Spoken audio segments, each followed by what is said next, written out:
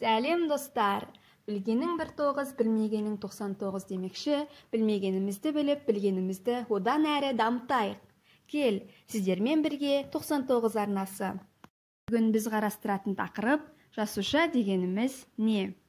Жасуша дегеніміз тірі ағзалардың негізгі құрылымдық және қызметтік бірлігі. Жасушаның шығу тарихы микроскоптың пайда болуымен тікелей байланысты.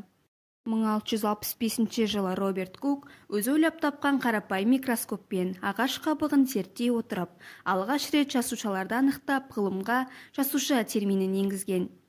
1838 жылы Шван мен Шлейден жасуша теориясын қалыптастырды. Жасуша теориясының негізгі ережелері. Жасуша тіршіліктің құрылымдық бірлігі. Барлық тірі ағзалар жасушалардан құралады. Жасуша тіршіліктің қызметтік бірлігі. Тіршілікке маңызды қызметтердің барлығы жасуша деңгейінде жүреді. Бір және көп жасушалы ағзалардың жасушалық құрылысы мен қызметі жалпы бірдей болады. Әрбір жаңа жасуша аналық жасушаның бөліну нәтижесінде пайда болады. Жасуша тіршіліктің генетикалық бірлігі. Әр жасуша хромосомасында ағзаның дамуы туралы ақпарат сақталады.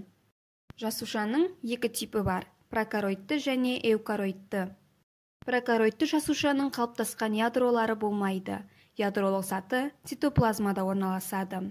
Негізгі құрылымдық бөліктері жасуша жарғақшасы мен цитоплазма. Эукароидты жасушаларда қабықшамен шектелген ядро болады. Эукароидты жасушаның цитоплазмасында цитозолға тіркелген көп жарғақшалы органоидтар бар. Әрбір органоидтың өзіндік бір ерекше қызметі болады. Мұндай жарғақшалы органоидтар прокароидты жасушада болмайды. Эукароидтар тобына қарапайымдылар, саңырауқұлақтар, өсімдіктер мен жануарлар жатады.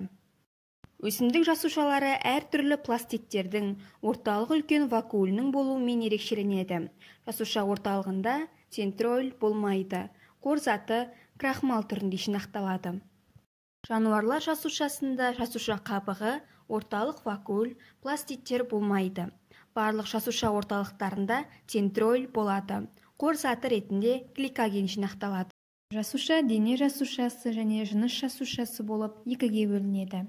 Дене жасушасы мүшелерді құрайтын жасушалар. Ал жыныстық жасушалар жаңа ағзаларға өмір беретін гаплоидтік хромосома жиынтығы бар мамандандырылған жасушалар. Жасушалар үш түрлі жолмен бөлінеді: амитоз, митоз және мейоз.